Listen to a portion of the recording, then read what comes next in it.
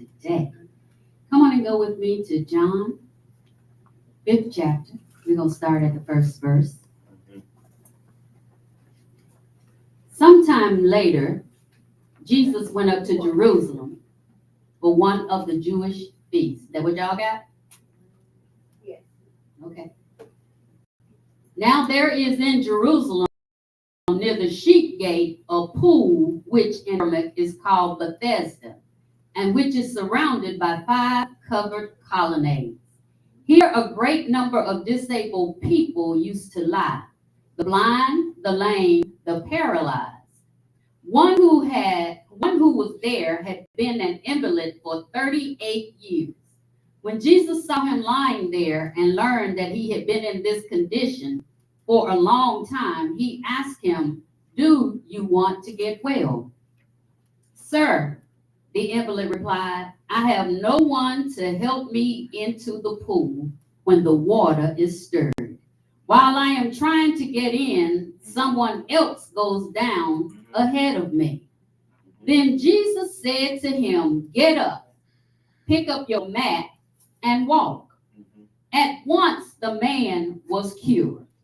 He picked up his mat and he walked. He picked up his mat and he walked. All right, you all may be seated. We can rest in a little bit. Okay. Amen. Our text today finds us at the pool of Bethesda, or in Aramaic, the house of loving kindness. It's surrounded by 5 porches, and we know that the number 5 is the number of grace. The text says hundreds of sick were laying under the covered porches, the paralyzed, the blind, and the crippled, all waiting for their healing.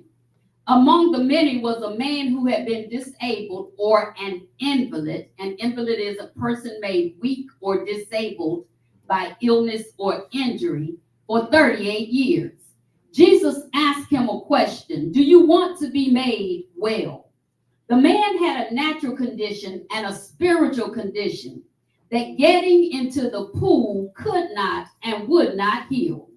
Our bodies can be healed, but our hearts are tore up. We need both healings, the inside and the outside, the natural and the spiritual. Jesus' question, "Do you want to be made well?" is the same question he is asking us this morning.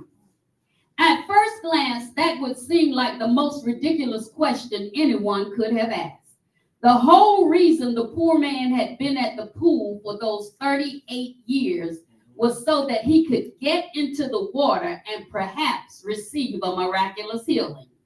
The Lord wasn't simply asking the man if he was interested in being healed, nor was he asking if he may have permission to heal him.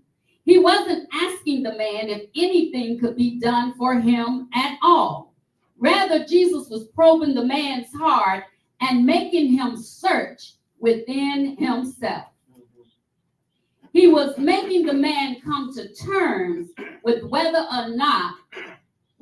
truly he wanted to be healed. He was basically asking him, "Do you genuinely have the will to be well? After 38 years of being an invalid, do you really want to stop being one and to be made well?" See, there's a psychological component to what Christ is asking. Because when we say we want to be delivered, when we say we want to be set free from whatever, do we really want to be made free? Our actions have to follow our words. Stats tell us that before a person can leave a domestic violence situation, they go back 5 times before they leave for good. So do you really want to be free? Do you really want to get out? Jesus said, do you really want to be made well? You see, not everyone who wants to be relieved of their misery necessarily wants to be relieved of all the other things that their misery might bring them. Someone can suffer from something so long that when faced with having that suffering alleviated, they are scared to death that they won't know what they'll do without. I've been walking so long with a cane, and now you tell me I can walk without a cane. What am I going to do without my cane? Sometimes people can build a whole identity around their suffering. Their suffering is how other people have come to relate to them. It's very often the thing that lets them off the hook in other areas. Well, you know, so-and-so. Yeah. You know, she do that, yeah. But you know, she been sickly, yeah. And it makes excuses for not doing the right thing. And if we really press people on the matter, they would say that they want to be freed from their suffering, but at the same time, they don't want to be entirely free. Huh? Yeah, because it comes with some things that I like. See, when Jesus asked him that question, and when he asked us that question, a simple yes or no would have sufficed. But Americans do not listen. We do not actively listen. What does that mean? That means that we start to formulate an answer before the person has finished talking. We do not listen to listen. We listen to formulate an answer. Jesus said, do you want to be made whole? It is a question that requires a simple yes or no. Jesus did not ask, why aren't you healed? But do you want to be healed? Or do you want to get well? It's like asking our child, did you do this? Yes or no will suffice. But we get a long story. We get a long story about the incident. We get the, well, see, what happened was, when all we want to know is, did you do this? Yes or no? Did you do your homework? That's a yes or no question, right? My dog ate it. I forgot it. Did you do your homework? Yes or no? I didn't ask you the reason why you didn't do your homework. I just want to know, did you do it? Yes or no? And see, we have become accustomed to explaining ourselves. So we like to explain ourselves before we give an answer, when the question only requires a yes or a no answer. Why would Jesus ask this man something so obvious? Do you want to be made well? Lord, I'm laying out here on this porch with all these blind people, these lame people, these crippled people. This is where we come to get healed. When the angel comes down to stir the water, the first one in it can get their healing. If I'm laying here, Lord, don't you think I want to be healed? If I'm at the doctor's office, don't you think I'm here for a reason? Jesus, do you want to be made well? Huh? But you know, Jesus got a way of coming in at you, you know, to make you think. When Jesus asks you a question, you really need to think. You need to think before you answer. What is he saying? But at the same time, why didn't this man simply say yes? He didn't say anything even close to yes. Instead, he said, sir, I have no man to put me into the pool when the water is stirred up. But while I am coming, another steps down before me. We cannot condemn this man. We may have been in the same condition at times when asked a question. Let me give you an example. When you go to your doctor and the doctor said, have you been following the instructions I gave you on your last visit? Yes or no would suffice, right? But then here come the excuses. And it's obvious from the test results that the directions given by the physician have not been followed. He already has the test in his hands. He knows that you didn't follow directions, and all he wants is a yes or a no. How about when we get a recipe from somebody and they give you the recipe step by step? We take their recipe and we tweak it. But I want me a little bit more butter in mine. And then it does not turn out as well. When the person asks you, did you follow the directions? You say, well, mine is not as good as yours. And the person wonders why. They gave you step by step directions.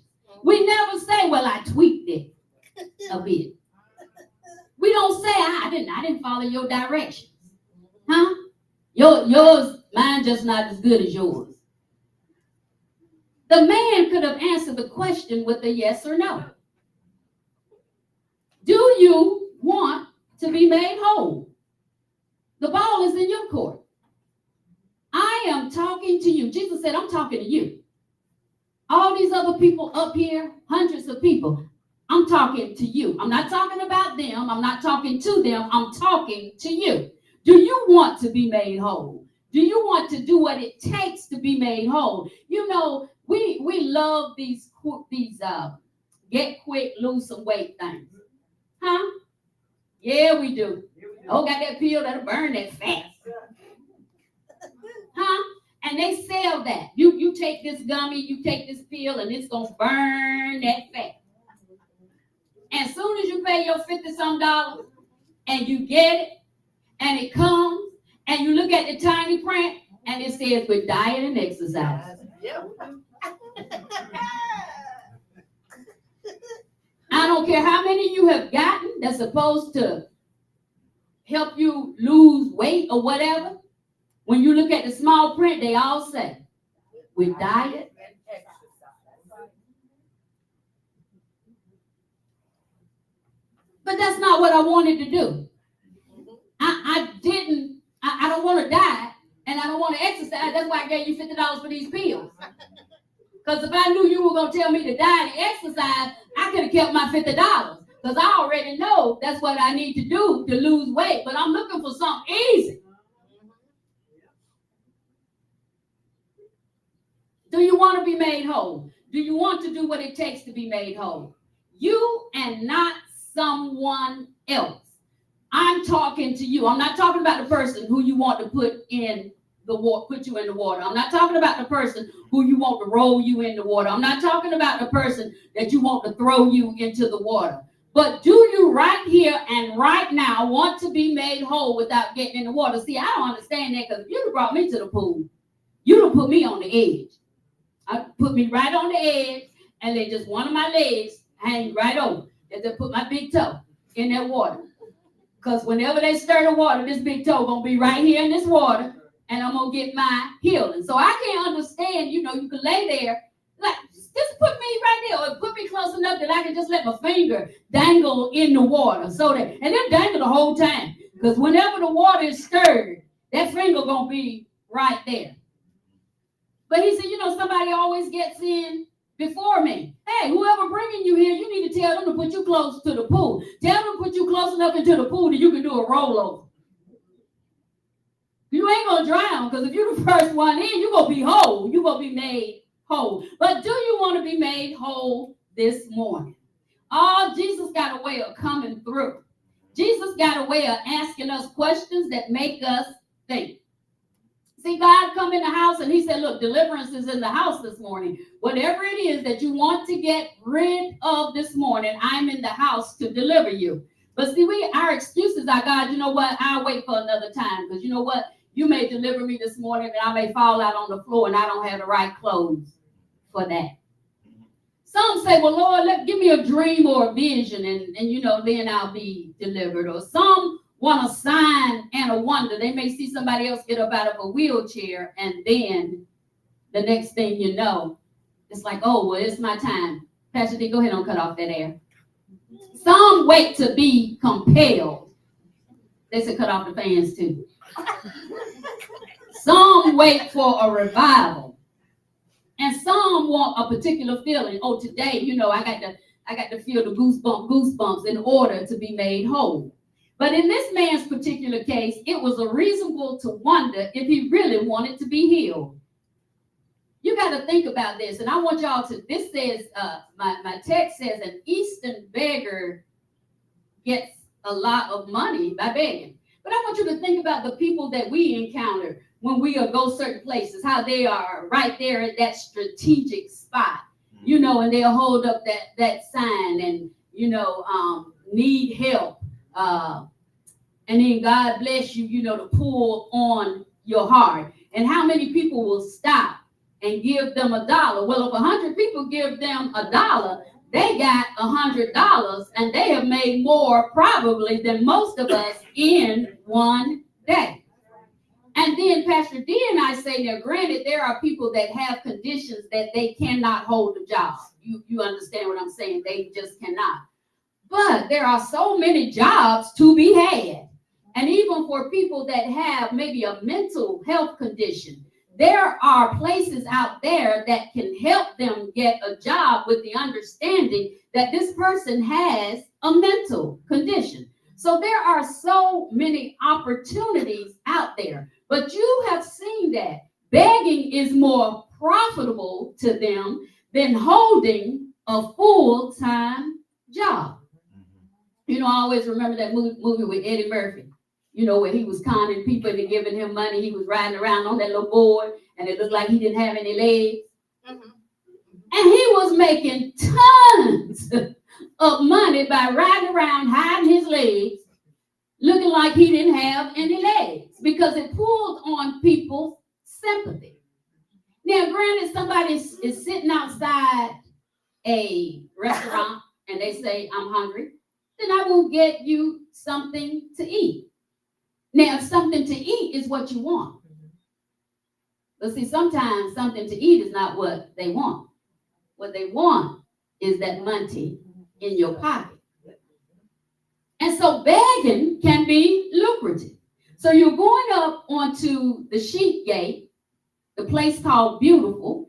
People that coming are having a compassionate heart, and they are going to give you alms. So they're going to give you some money. So you can make a good living by begging. You see people that beg all the time. And I mean, y'all know, because even our family members will say, here they come a begging. They ain't even open their mouth yet, have they? But they say, here they come a begging. Because they know they're going to be begging for something. They may give you casual come say, hey, how you doing? Not really interested. But you know, that's what I need to say. How you doing today? Okay, good. Do you have $3? Do you have $5? Huh? Can I borrow $10? Well, borrow implies that you're going to pay me back. Right. Now, is you planning on paying me back?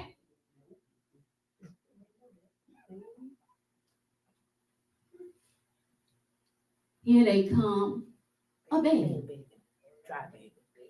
You got any food? You got anything to drink? Can I get some gas money? Can you take me to the store? Huh? Can I borrow your cell phone? Can you give me a pack of bologna and wings? Can you drop me off at the store? Amen. Now, there are times when we are compelled to help. Right? The Lord moves on our heart and say, help them. But you know when they show up, what they are there for. In C.S. Lewis's classic book, The Great Divorce, it's a dreamlike story of a group of people who were offered a trip to heaven. In one part of the story, a man from earth stands face to face with an angel, and on this man's shoulder is a horrible, disgusting lizard-like creature that keeps whispering things to him. In Professor Lewis's parable, the lizard is representative of lust, and it could be whatever is holding us back or whatever has us in bondage. And it keeps chattering into the man's ear while the man snarls at it and tells it to be quiet. You know, it's much like those little cartoons that we see where you got the little angel of you on one shoulder and the little devil on the buck on the other shoulder, and they both talking. The angel asks the man, would you like me to make him quiet? And the man says, of course I would. The angel says, I'll kill him. But as the angel moves his hands toward the lizard's neck, the man backs off in horror. He didn't want anything as drastic as that. The angel tried to explain that it was the only way to deal with it. And so he kept asking the man, may I kill it? The man offered all kinds of alternatives. Let's do it a little later. Don't bother. Look, it's gone to sleep. I don't think killing it is necessary. I think a gradual process would be better. I let you kill it, but I'm not really feeling very well today. I really like to get a second opinion.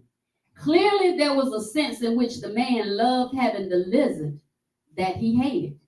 But still, the angel kept patiently asking for permission. May I kill it? Finally, the man burst out, how can I tell you to kill it? You'll kill me if you did. The angel convinced the man that killing the lizard wouldn't kill the man. And so with great fear and trembling, the man finally gave the angel permission. The angel strangled the lizard and threw it off the man and onto the ground. And then a wonderful thing happened. Freed from the thing that held him in misery, the man was transformed into a being almost as glorious as the angel himself. And what's more, the lizard itself didn't die, but was instead transformed into a glorious white shining stallion for the man to ride upon. And away he and the stallion rode in thankfulness and joy. We want to keep some things sometimes. Can I say that? We don't want God to heal us of our anger. Because we like our anger. We like telling people off. And we like to be known as the person that will get you straight.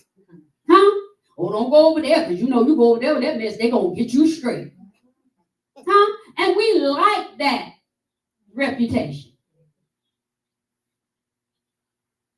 We like that. Don't show up at my house unannounced. Huh? Because no, that ain't my gift. I still ain't my gift. Don't show up over here. We like some of the things that we have that we need to be freed from. You know, by nature, I'm an introvert. That means that, quite frankly, I don't really like big crowds. Going to parties and stuff drains me because I always figure you got to have some conversation. So until I get to know you, then I'm comfortable with you. But if you throw me in a big party, I'm like, literally, I can sit there with a book and read while you're having a party. And it takes work. You know, you really, as an introvert, you really have to work to start a conversation. As opposed to an extrovert walking in the room, hey, how you doing? And just start a conversation. Just can talk to everybody. And they draw their strength from that. But an introvert is like, oh, you know what? Yeah, I'm the wallflower. Oh, God, they're coming over for conversation. Let me get something to eat so I don't have to talk. But you can't use that. You can't use that as a child of God. And how are you going to be like that as a pastor? You know, in that case, if we fell into that, Pastor D and myself, he's introvert too. If we fell into that, man, as soon as church is over, as soon as I say amen, I snatch my bag in my car and be gone. Because introverts don't like crowds. But we have to be healed of that. Because God sends us into the world to make disciples. And some people, I know a couple of people, they love people at their house. You drop over anytime. Come on in. Sit down.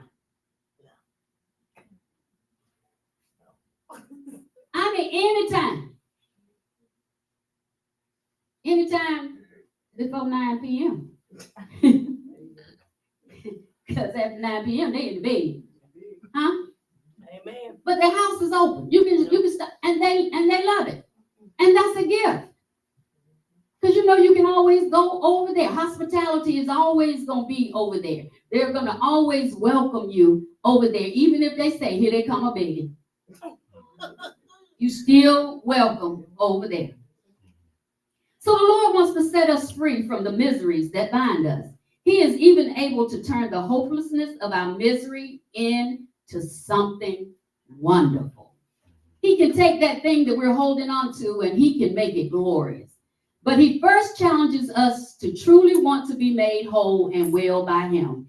He challenges us to become completely willing to be made free from all the shackles and even the subtle secret benefits of the misery that binds us.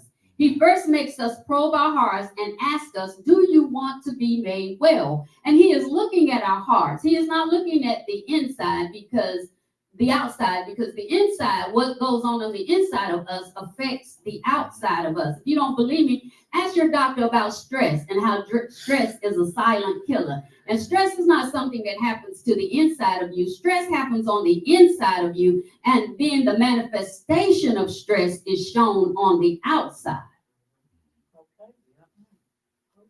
And so the Lord is looking at our heart, and he wants to take those things that we think nobody can see.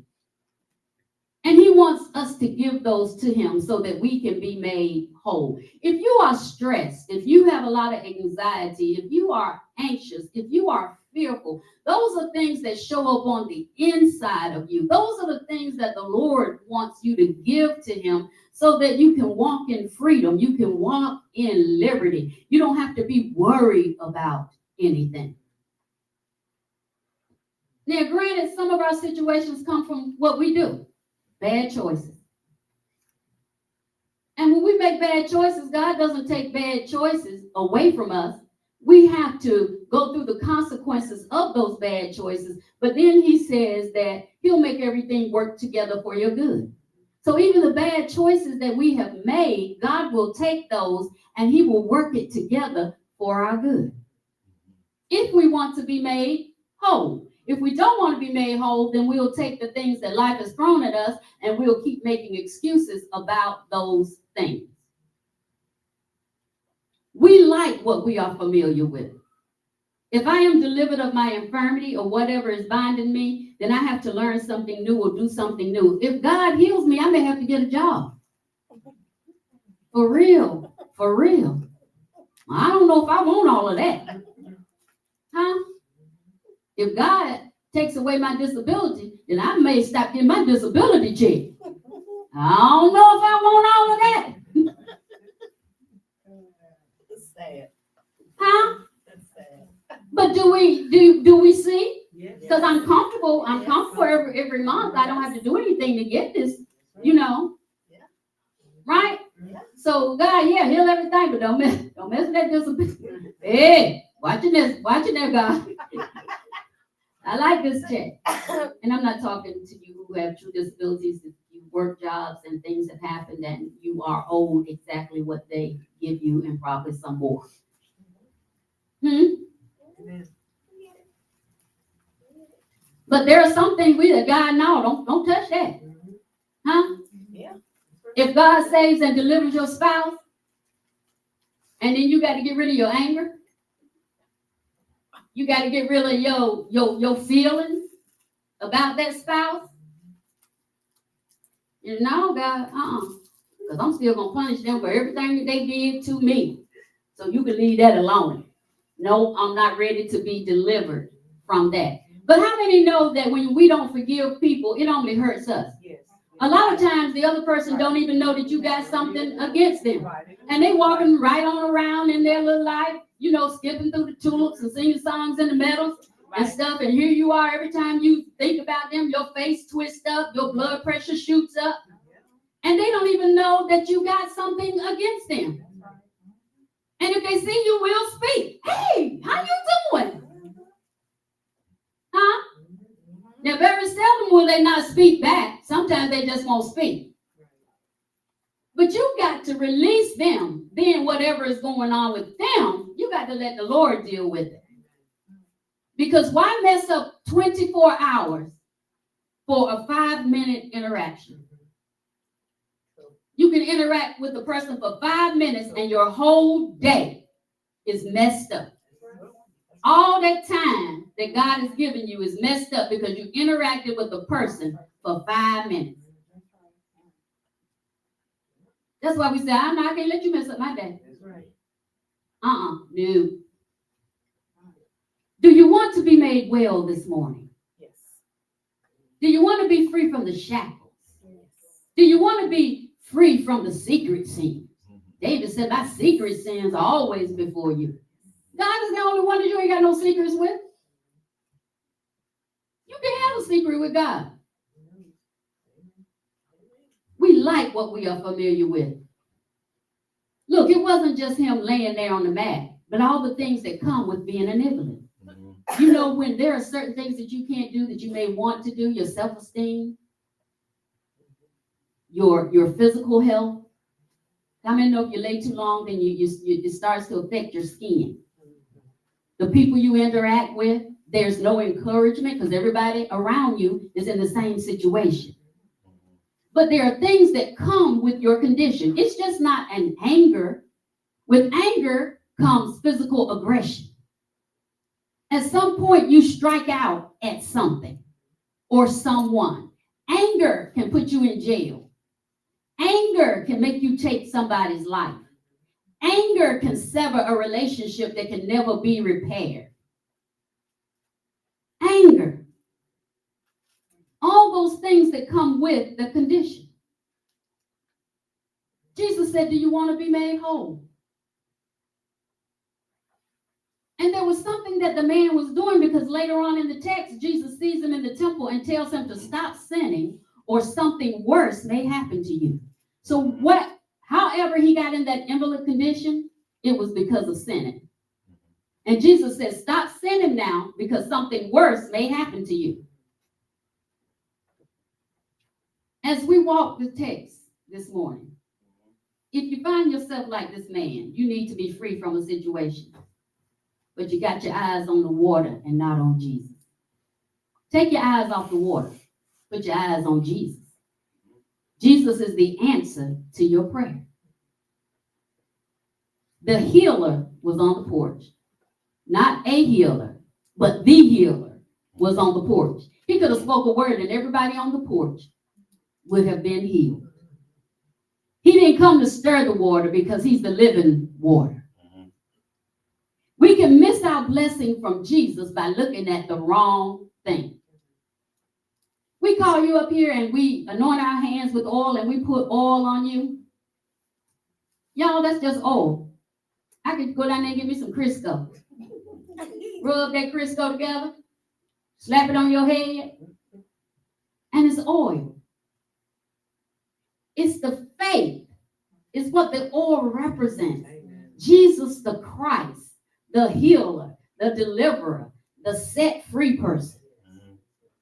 Huh? I go out there and rub that motor. Get that oil, slap it on your head. What does it represent? Jesus, the Christ. And something you're going to have to wash out when you get home. Jesus, the healer. Not a healer, but the healer. 38 years.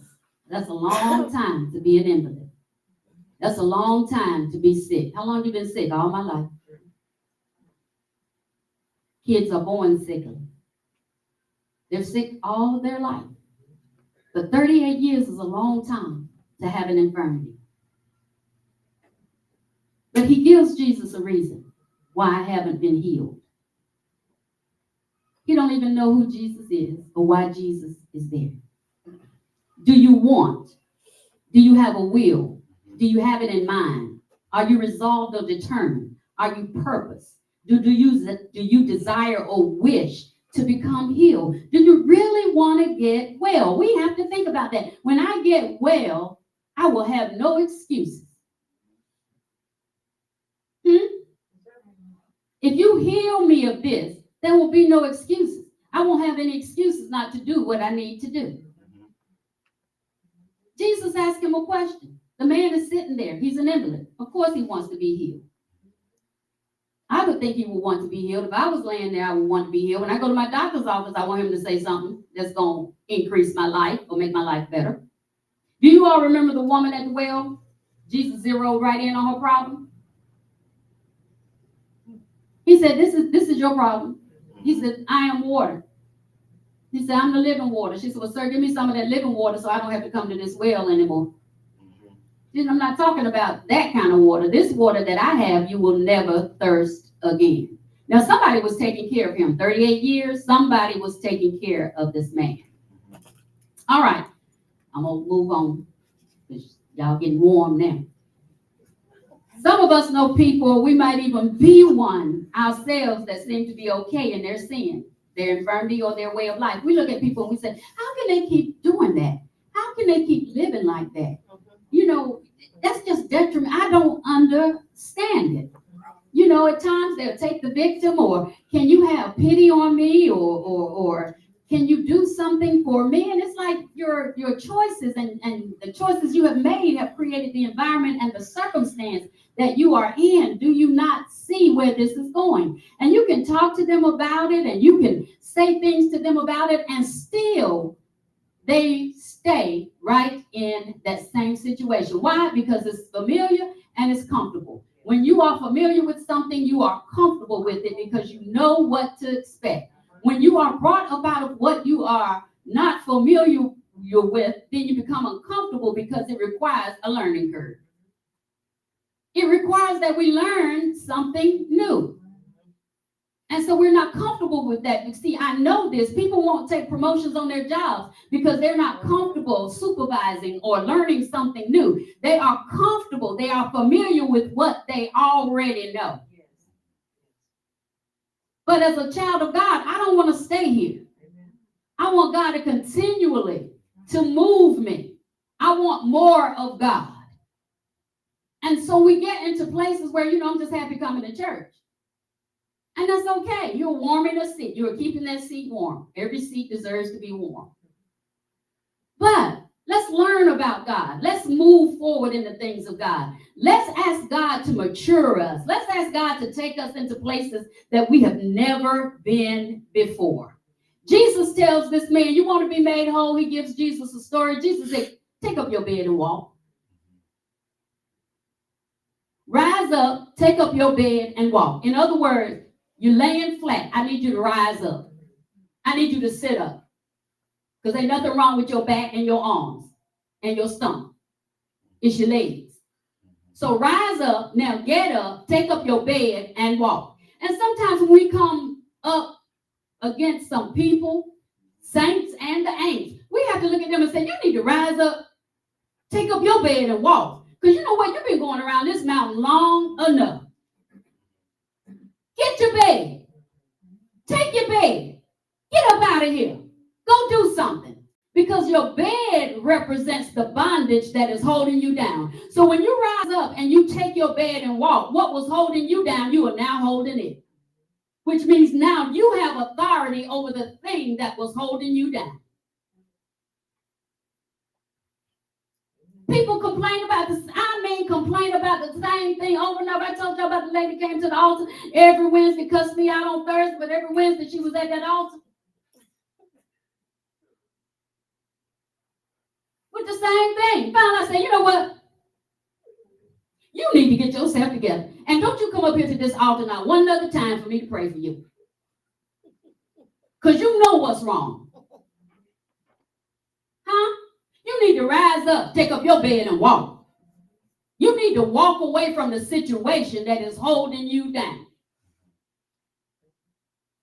Because as saints, people expect us to have pity. And when you don't, it shocks people. People don't want you to be frank with them. What's wrong with you? You hurt my feelings. Yes, I did. And if you stay here long enough, I'm going to hurt them again. Because you need to get up from there. You need to get out of that mess before that mess kills you. I'm so sensitive. You'll be all right, though. You ain't going to die from being sensitive. You need to leave them drugs alone. You need to leave that alcohol alone. You need to leave them women and them men alone. I read something that says a boyfriend should not get wife privileges. Hello. Some things are reserved for being a wife. Hello. And if a boyfriend is getting wife privileges, you will never be his wife. Hello. Tell it. Ain't no need to buy the cow if you're getting the milk for free.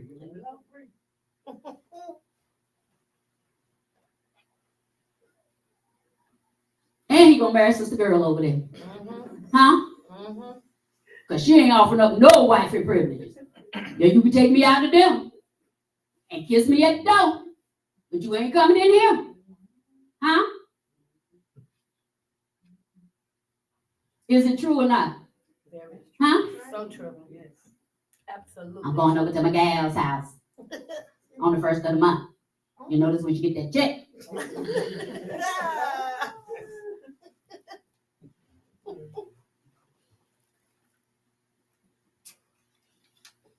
I'll let that sink in a minute. There comes a time, saints, when we have had enough of the pity party. Whether it's your pity party or you got an invitation to the pity party. It comes a time when we have to tell the saints and the ain'ts, you got to get up and walk.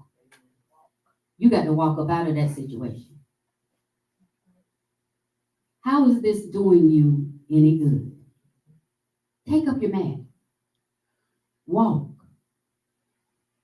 Something else I read on social media this week that said you can't be mad at lazy people because they ain't done nothing.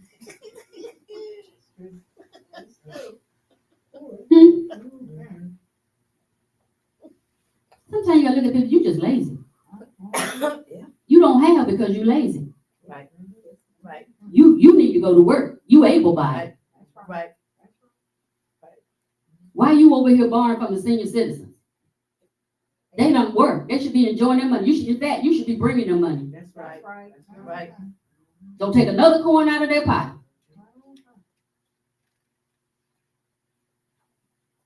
Now, saints, we know that everybody that has an infirmity, that's blind, that may be lame, we know that a lot of them are not just holding on to it. It is their condition. Because when Jesus encountered blind Bartimaeus, he said, Bartimaeus, what do you want? And Bartimaeus said, I want to see. Jesus said, well, okay, you're going to see. Bartimaeus, what do you want? He said, I want to see. The Lord said, then you shall see. When God asks us, do we want to be made whole? Have an answer. Yes, I want to be made whole, Lord God. And even if you're not aware of what's holding you back, so yes, I want to be made whole because God, you know. When Peter and John met the man at the gate and he said, alms, alms. And Peter said, silver and gold I do not have, but what I have, I'm going to give it to you. In the name of Jesus Christ of Nazareth, rise up and walk. And grabbed him by the hands. And it says immediately his ankle bones were strong. And he went in jumping and praising God. Jesus heals this man. He takes up his bedroll and he walks. The Pharisees said, why are you carrying your bedroll on the Sabbath? He said, the man that healed me told me to take up my bed and walk. And I did what he told me to do. Now, not everybody is going to be happy for you when you start carrying your bed mat. People are going to want to know why or how. Or you don't associate with us, you better than us now. All of these things. For whom Christ has set free. It's free indeed. And why return to a life that has no benefits for me? It's not doing anything for me. When Christ comes, he comes with everything that we need. And all of us in here have different needs. All of us.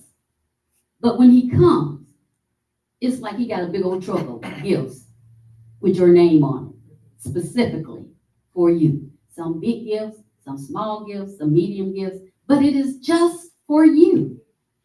If you take up your bed and you walk. The day on which they took place was a Sabbath. I'm getting ready to close. And so the Jewish leaders said to the man who had been healed, it is the Sabbath. The law forbids you to carry your mat. But he replied, the man who made me well said to me, pick up your mat and walk. So they asked him, who is this fellow who told you to pick it up and walk? The man who was healed had no idea who it was, for Jesus had slipped away into the crowd that was there. Later, Jesus found him at the temple and said to him, see, you are well again. Stop sinning or something worse may happen to you. The man went away and told the Jewish leaders that it was Jesus who had made him well. Saints, whatever is holding you down or holding you back this morning, pick up your